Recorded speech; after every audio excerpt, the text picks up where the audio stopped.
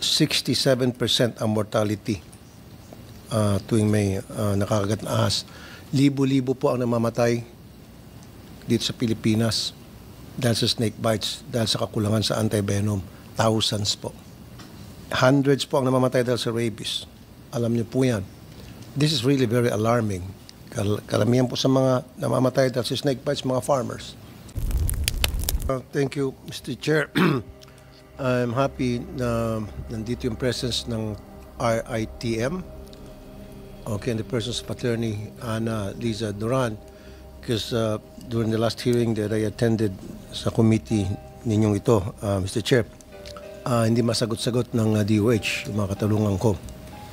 Now, thank you, Mr. Chair. So, diretso na ako sa mga katalungan ko. Sige po, para RITM, you should keep your records straight. Fixed it.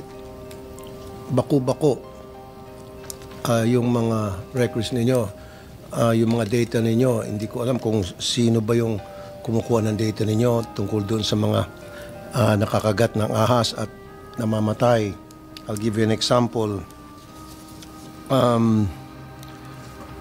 Sabi ninyo, noong 2023, out of 1,278 snake bite cases, 3 lang ang namatay. Naniniwala ka dito, Dr. Duran? Sir, good afternoon po, Your Honor, Senator Tulfo. The reports that we receive from the hospitals to which we distribute the PCAV are only limited to the reports that they give to us at the RITM.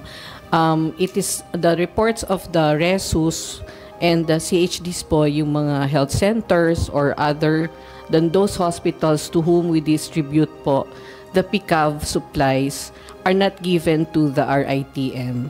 So what we have only are the data that is being shared by the hospitals to whom we give the stocks po of the PCAV.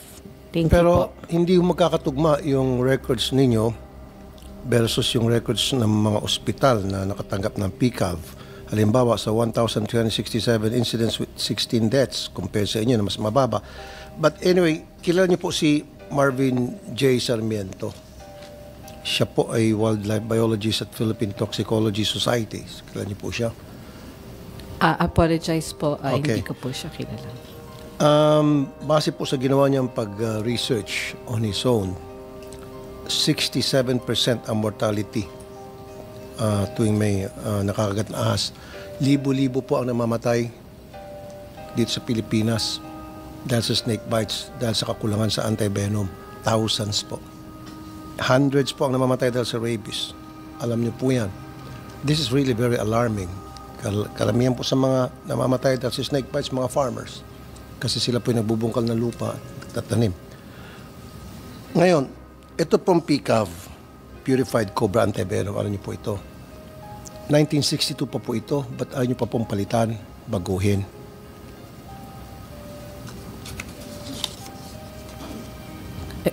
Yes po. Senator Tulfo, ang atin pong production ng PCAV ay isa po sa mga maipagmamalaki ng ating gobyerno na nagagawa ng teknolohiya po ng Pilipinas. Yun pong ating technology for the production po of the Purified Cobra Antivenom, hindi po natin ito kailangang palitan, bagkus ang kailangan po natin ay palawakin ang ating production po for the PCAV. When I say po. palitan, ibig ko po sabihin, yung pong makabago ng combination. Kasi sa ngayon, sige nga po, ilang snake species ba meron sa Pilipinas sa pagkakaalam niyo po? Marami po ito, Your Honor. Ilan po? Ilan?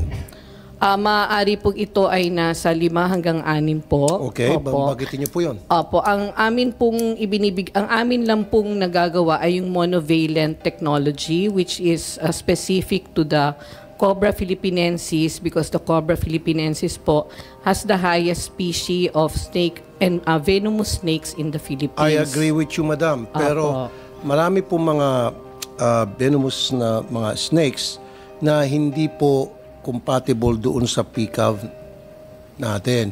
Kaya namamatay sila. Ito po yung top na 4 common snake species sa atin. Philippine Cobra, Samar Cobra, King Cobra, Equatorial Spitting Cobra. Your Honor po, meron po tayong tinatawag na monovalent and polyvalent purified cobra, antivenom. Sa ibang bansa po, meron po tayong multivalent. Ngunit ang technology lang po natin sa Pilipinas ay monovalent.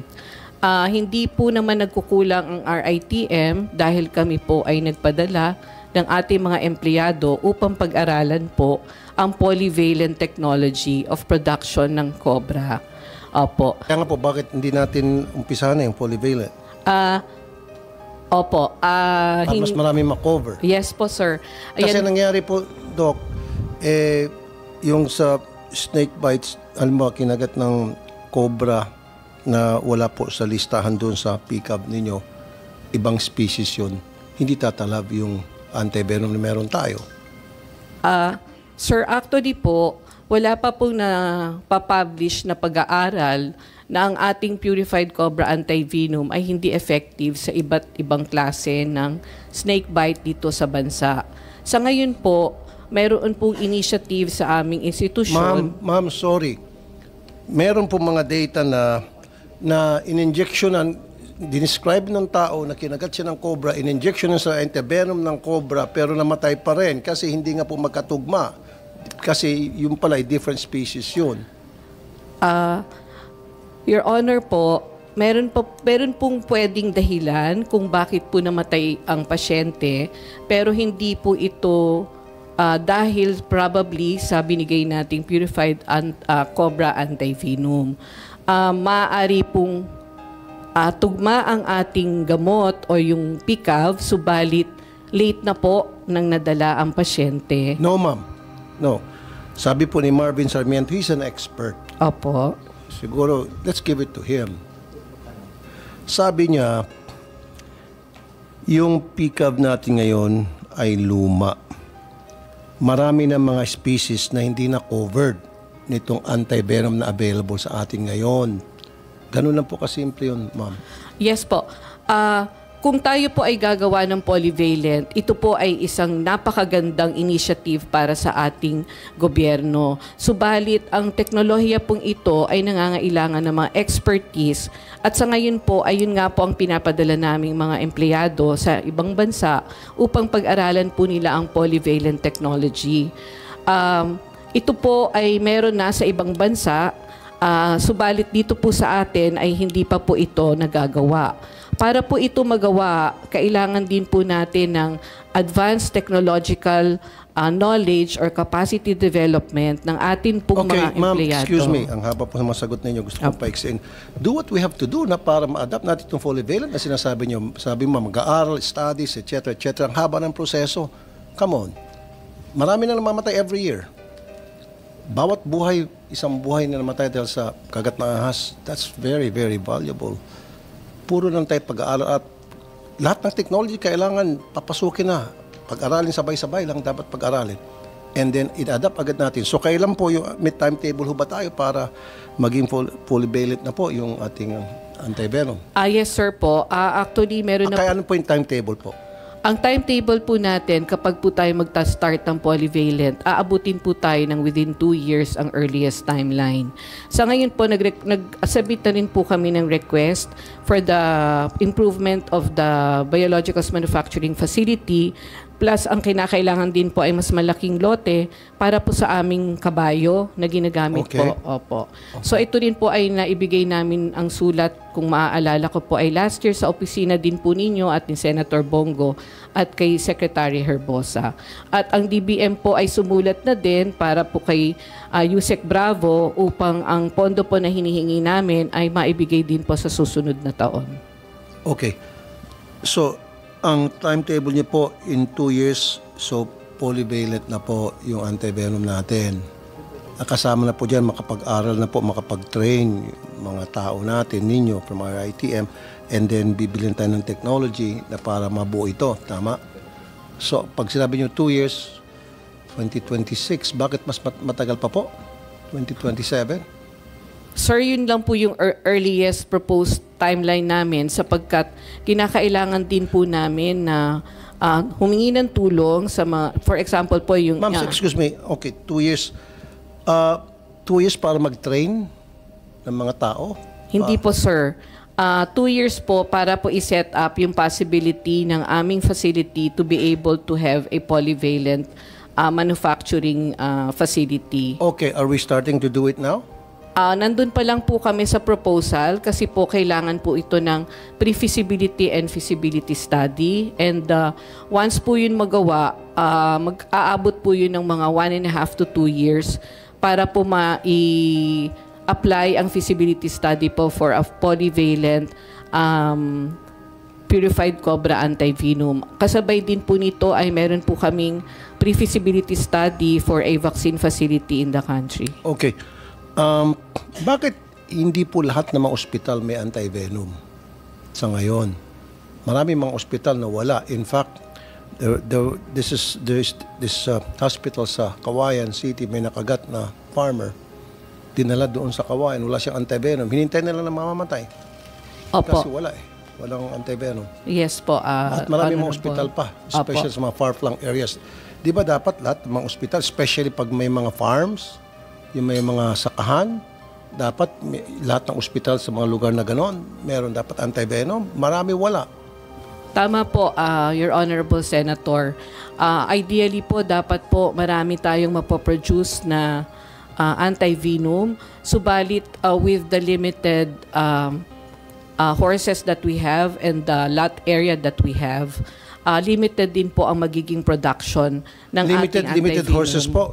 Ang daming mga kabayo dito sa Pilipinas. Yung iba pa nga ginagawa na ng kalesa. Opo. Panghila sa kalesa. Opo. Yun din po ang kasama dun sa aming proposal. Actually po, meron na po kaming market study of... Ma'am, doon muna tayo sa mahirap kumuha ng kabayo. Diyan sa karerahan sa Santa Ana, daming kabayo, pinagkakarera lang. Meron kabayo pong, lang, marami tayong mabibiling kabayo. Opo. Ilang kabayo bang kailangan? Meron po kasing requirement yung kabayo, hindi po pwede yung pangkarerang kabayo. Opo. In-example ko lang po kasi sabi mo, mahirap sa kabayo. Ang daming kabayo sa Pilipinas. Ilang kabayo bang kailangan para mabuo itong... Alam ko yung kabayo yung ginagamit para pag-process nitong antivenom. Ilang bang kabayo ang kailangan? So, ang kailangan po natin, sa 27 to 30 horses po, nakakapag-produce po kami ng mga 3,000 ampules. Sa ngayon, ilang horses meron tayo na ginagamit pa? Meron po kaming 33, pero kung minsan po 27 lang kasi yung iba po hindi po sila nagre-respond doon sa binibigay na venom. So kung 33 po yun, yung 27 na yun po yung actual na meron kami, ang napoproduce po namin doon ay 3,000 in a year. Okay, so bakit hindi natin dagdagan yung 27? Dahil sabi nyo, kinakapos nga tayo. So, sa antivenom. So, hindi po natin pwedeng... Doblehin nyo po, gawin yung 60, 70. Yes po. Pero kailangan po namin ng malaking lupa. So yun din po ang ninegotiate namin ngayon dahil po dun sa lupa na kinatatayuan ng aming 27 to 30 horses ay napakaliit po. Ilang hektare po yung present na lupa? Nasa 2 hectares lang po.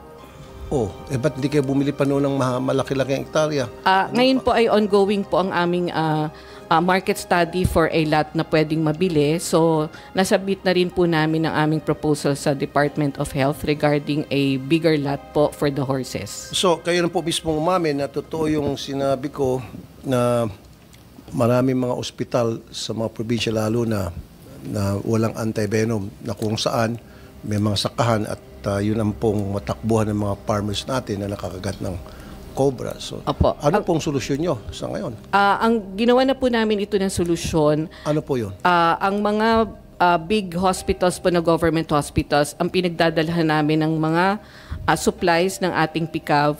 At ang nangyayari po ay doon din po kumukuha ang ibang maliliit na ospital sa kanilang regions. Okay. So, may listahan na po kami nito at ito po ay nire-refill namin every now and then. Nagbibigay na rin po sa amin sila sa amin ng datos kung ilan na po yung nauubos nila at nagbibigay po sila sa amin ng need na kailangang ma-refill yun.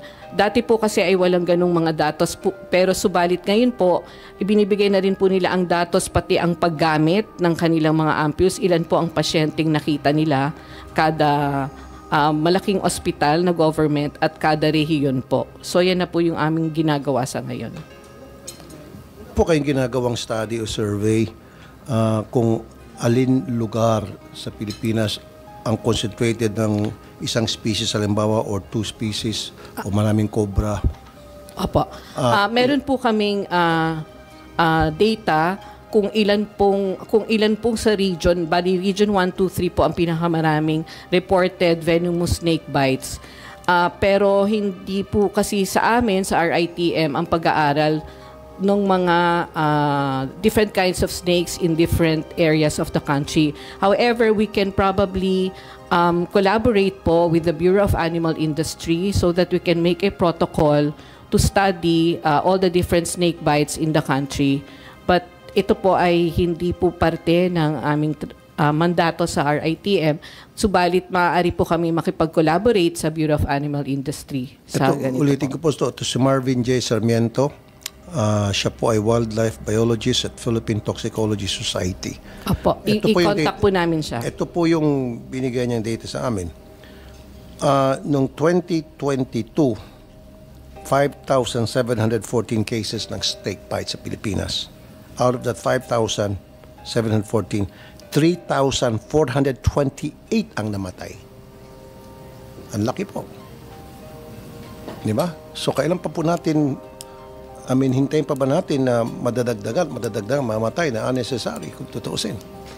Dahil lang kulang tayo sa kabayo? Dahil lang kulang tayo sa maliit ang lupa? Come on, bilis-bilisan nyo naman. Yes po, Your Honor. Talaga po nagmamadali kami sa lahat ng aming mga proposals at hindi naman po nagkukulang ang RITM dito, and we are closely working po with our cluster heads po sa Department of Health. Nakapagbigay na po kami ng mga appropriate na sulat para po magawa po namin ito within the year. Yun pong report ng ating butihing Philippine Toxicology scientist, hindi ko po mabibigyan ng comment yon as of now kasi po iniisip ko po baka projected value po iyon from a baseline data, pero hindi po siya yung actual number of venomous cases or those who really died from the snake bite. So hindi ko po siya mabigyan ng comment.